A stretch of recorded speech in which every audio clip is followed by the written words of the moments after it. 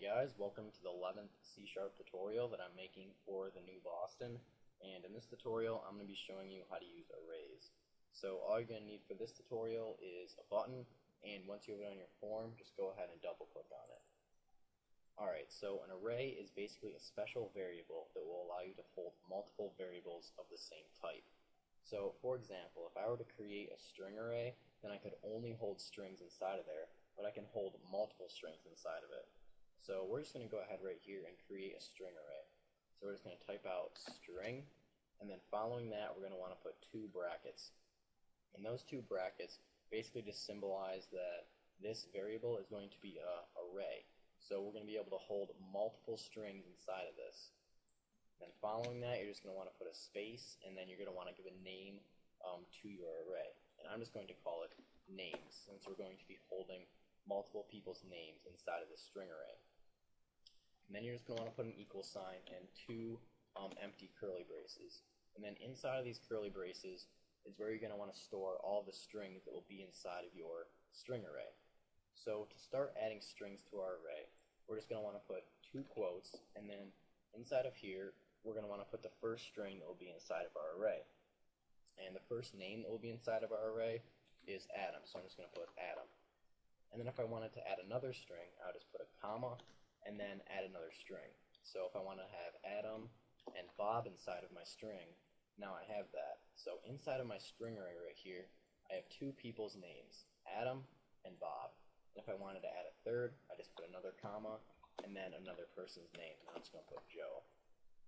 Alright, so at the moment we have three people's names inside of the string array right here. To access them, what you're going to want to do is type the name of your string array, and I just called it names.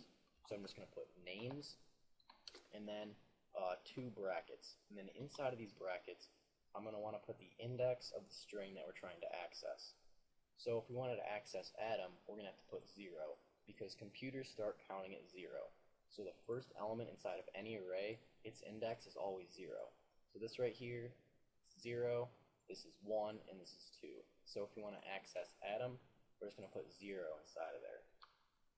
Alright, and let's just display this in a message box and see what happens. So message box dot show, and we should just get Adam in a message box, since inside of our names array, the string at the 0 index is Adam. So we should just get Adam in a message box. Yep. And if I wanted to get Bob in a message box, or access Bob, I just put a 1 there, since it goes 0, 1, 2. So I should just get a Bob in a message box now. Yep. And if I wanted to get Joe, I'd obviously just put 2. And I should get Joe. Yep, perfect. Alright, and there's another way to create arrays. So for example, if you just want to create an array that's empty and doesn't have anything in it, then what you can do is just say new, and then whatever variable type your array is holding, and ours is strings. So we're just going to put string and then two brackets. And then inside of these brackets, we're going to want to type the number of strings or elements that our array will be able to hold. So if we want our string array to be able to hold 5 strings, we just put 5 in there. And now inside of our string array, we have 5 empty strings. So if we wanted to access the 4th element, which would be the last, we just put 4 inside of there, and we should get nothing in a message box, since none of the strings inside of our string array are set equal to something. We just simply created spots for them. So yep, we get nothing, and that goes for every single element inside of our string array, or every single string inside of our string array. So if we were to put 0, we get nothing in a message box. Yep. But if we wanted to change that, we could. So to access the 0 element, we just put names and then 0. So we're accessing the string at 0. And then if we wanted to set it equal something, we just put an equal sign right there and two quotes. And then inside of these quotes, we're just going to want to put whatever we want to set the string at 0 index equal to. So if we want to set it equal to, I don't know, Joe, then now if we were to show names at the 0 index in a message box, we'd get Joe, because we changed it right up here to Joe, and then we're displaying the string at that index. Just debug and see what happens. And yep, we get Joe. Perfect.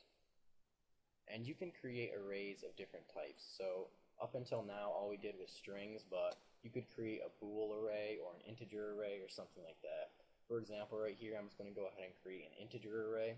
So I'm just going to type int, and then following that, 2 brackets to symbolize that it's going to be an array, and then it will be able to hold multiple numbers or multiple integers. Then I'm just going to want to give a name to my array. I'm just going to call it numbers, I guess. So numbers, and then I'm just going to set it equal to 2 curly brackets. So inside of here, I'm just going to list all the numbers that I want to be stored inside of my integer array.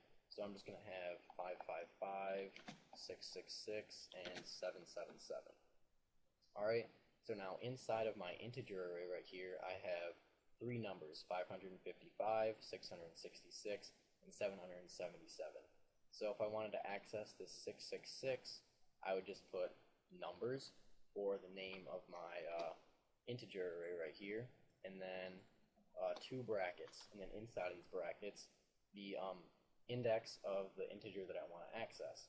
So if I want to access 666, I just put 1 in here, since it starts counting at 0. So this is 0, this is 1, and this is 2. So I just put a 1 in there.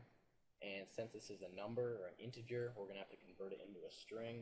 So I'm just going to do .toString right there, and now we should get 666 in our message box.